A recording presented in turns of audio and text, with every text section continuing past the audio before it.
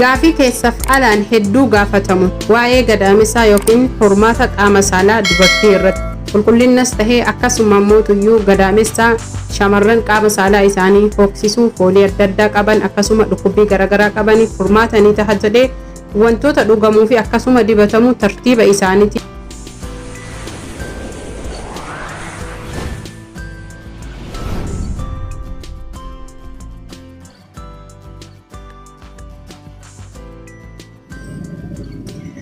السلام عليكم ورحمة الله وبركاته. أشما هركفوني هردفتوتا في كبجمتوتا رزان أورو جرى جرتو هندي كيسان أمانتيف كتان غندان أسو ولين قودين هردفتوتا في كبجمتوتا هرى أني كنين كبدي في جل كبرتي غافي يروهن تغافة مودا ديبين هنتا حجري في جرا إنس مال جتون كيسان هن أولو شمرن كينا يوكين دوبرتين كينا هدو جتودا ميدا غلاميسا يوكين هرماتاتين كان هدو دررمني أكاسو مركتاني إسانيس جتودا تغرين إساني نهوكسيسا قامني سالاكيا كالتي كيساتي نهويسيسا كالتي علاتي نهويسيسا تكون إساني أموتو يو قامني سالاكيا دنگلأو غرمالي كنرى دنگلأو سوهم بيكين مرسا لغوفا يرو تكتاكا سهي كركا دودا جدا إتيانسي كناس تهي سنس تهي جتودا شمرن كينا تكو أموتو كان إسان جداني kana qofa osoo hin tahin walumaa galatti foolii garagaraas qaamni saalaa isaanii akka qabu dubbatan.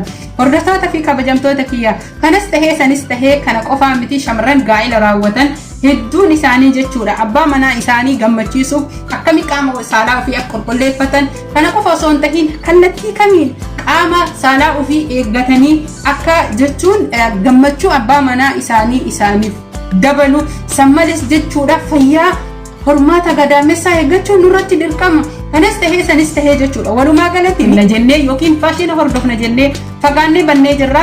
Kanas tahee sanis tahee jechuudha ani hanga danda'ameen inshaallahu ta'ala waa beekee osoo hin tahin isiniif yaalii godha jechuu barbaade waan maatii keenyarraa dhufe akkasuma akaakayyoota keenya dur maatiin keenya akaakayyoonni keenya hawwaleen keenya fayyadamanirraa hanga takka an osoo hin barbaadin qorsa mana keessan isaan fayyadaman qabadhee isiniif dhufe. Kanas tahee sanis tahee jechuudha sagantaadhaan haala naaf mijatuu yoo baate qorsa qofa mummuree kan akkuma duraanii isiniif hojjetu ta'a.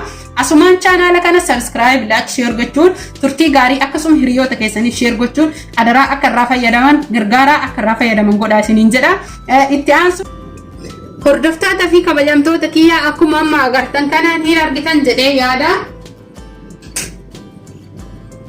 Akka argitan abdiin qabaa har'a hanga takka jechuudha hooksisa qaama saalaatiifis tahee akkasuma ammootuyyuu furmaata qaama keenya saalaa foolii garagaraa qabaachuu dhangala'oon garmalee nurraa yaa'u akkasuma ammootuyyuu hormaanni yookiin gadaamessaan keenya garmalee nu dhukkubu kan sigigaatee alatti bahe osoo hin tahin sigigaata xiqqaa osoo nuufitti hin beekin ququuqa yookiin ammoo waraansa garagaraa akka miidhama mar'imaanii osoo addaan baasnee hin beekin kan nu dhukkubani furmaata ta'a jedhee qabadhee dhufee jira.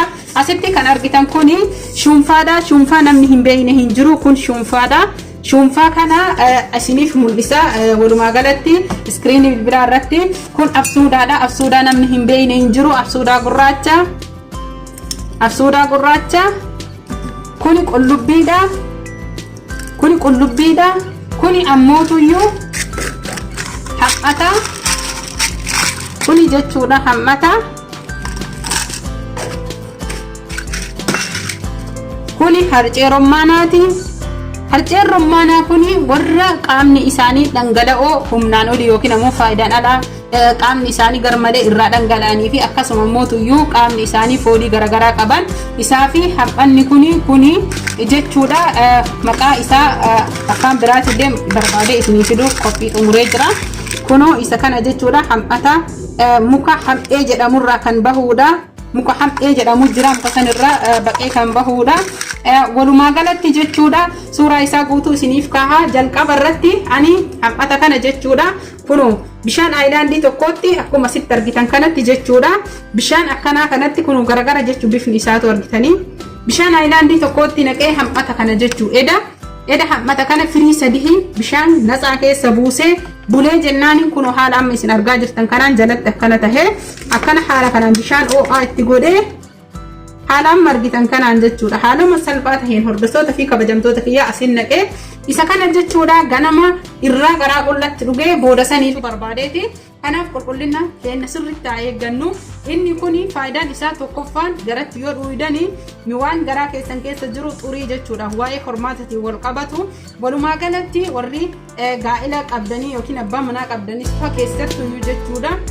Yeroo gaa'ila gammachuu gaa'ila raawwattanii kaatan isa kana yoo dhiqattanii ni jettanii dhiqattanii qaama keessan booda kana isa kana yoo lolaattanii jettan dhugaa rabbii san jechuudha qaama keessan qulqulleessuu fi foolii garaagaraa akkasuma mootuyyuu bishaan garmalee akka qaama keessan irraa dhangala'oon hin yaane kan isin ittisu akkasuma qaama keessan haala gaariin lalisee kunuunsuu fi jabeessuu jechuu barbaadeeti.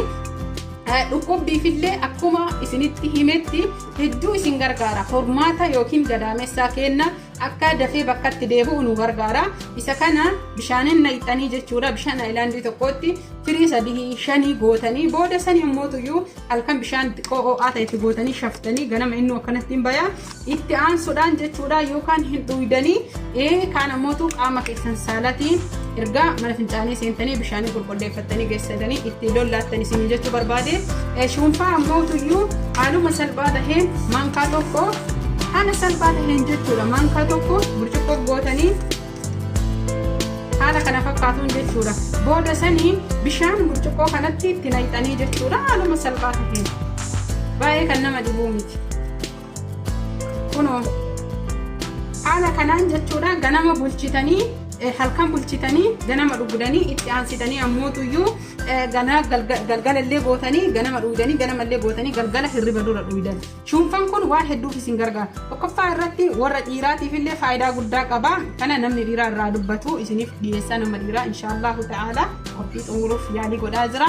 Itti aansee ammoo shamarraniif faayidaan inni qabu inni tokkoffaan warroota nyaata lubbuun isaanii cufame yookiin ammoo nyaata isaan jibbisiise akka nyaata nyaatan hedduu balaa fi itti aansee jechuudha warroota hirribni dide hirribni akka qabu hedduu gargaara. Itti aansee warroota yeroo hedduu dhiphatan dhiphinarraa hir'isa. Itti aansee ammoo warroota garaan garmalee dhukkuban garaa isaanii akka yeroo hedduu masimaan isaanii qulqullaa'ee guutumaan guutuutti baakteeriyaas ta'ee fangasii garaagaraa keessaa qulqulleessa. Akkasuma warroota garaan goganii torbaan tokko walitti dhaabanii yoo dhuganii jedhan ganamaa fi galgala dhugaa rabbii gogiinsa garaallee akkaan irraa balleessa. Kana malees jechuudha hirriballee akka isaan qabu godha. Fedhii waan hundaa isaanii bana fedhii gammachuu fedhii nyaata fedhii waan hedduu jechuudha. Shumfaa faayidaa isaa kana jedhee xumuruu hin danda'u. Absuudallee akkasuma faayidaa isaa xumuruu hin danda'u. Absuudaa ammoo absuudaa fi qullubbii kana cafacafnee jechuudha. Qulqulleessinee qullubbii kana cafacafnee absuudaa walitti yeroo rafnu gadaamessaa kenna yookiin qaama saalaa kenna kallattii marsaa laguu yaa'u saniin yeroo qulqullina qabu dhiqannee halkan ofitti goonee rafna.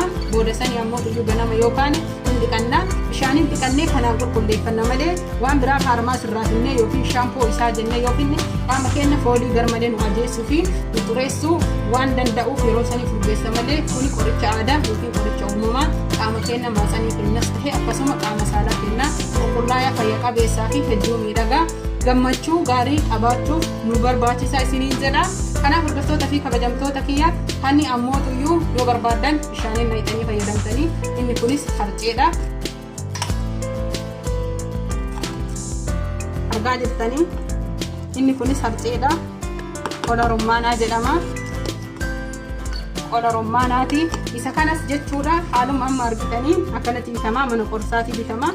Isa kana akka namaan katakkitti aayilaandii gootanii yoo barbaadan kanallee walii gootanii ittiin dhiqattanii garuu ammoo irra caalaan filatamaan isaa guyyaa tokko of kolchaa isiniin jedha yoo sammuu cabsee jedhe garuu fayyaa fi kanaa fi absuudaa fi kana ammoo walitti akkanatti tumtanii cafallaytanii absuudaa fi qullubbii yogguu raftan qaama saalaa keessanitti jechuudha gadaamessaa keessanitti godhattanii foolis ni balleessa akkasuma dhangala'oo garmalee faayidaa ala isinirraa yaa'us ni qulqulleessaa hoogsiisallee dafee jechuudha.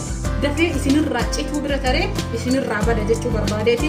Inshaallahu ta'ala hanga viidiyoo biraatiin walitti deebinutti asumaan turtii gaarii horaa bulaa isiniin jedha. Hordoftoota fi kabajamtoota kiyya chaanaala keessan subscribe like share gochuun na jajjabeessaa isin jaalladha.